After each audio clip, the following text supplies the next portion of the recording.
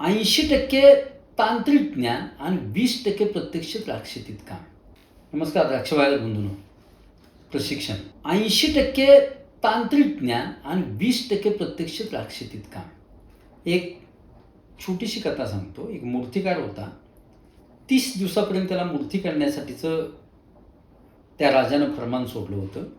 29 दिवस तो मूर्तिकार रोज येऊन त्या दगडाकडे फक्त बघून जायचा.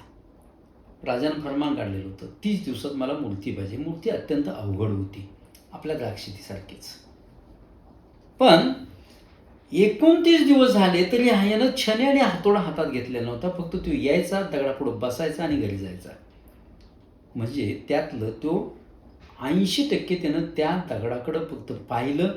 कुठून हातोडा मारल्यानंतर, कुठून छनी ठोकल्यानंतर तो दगड तिथला बाजूला निघेल आणि एक सुबक मूर्ती तयार होईल. बघा त्या मित्रांनो, शेवटच्या एका दिवसात त्यानं ती मूर्ती घडवून तयार केली आणि ती राजाला दिली. बघा त्या मित्रांनो, आपल्या द्राक्ष बागेचंही असंच आहे. आपण द्राक्ष बागेत रोग येऊ नये म्हणून काम करणं गरजेचं आहे.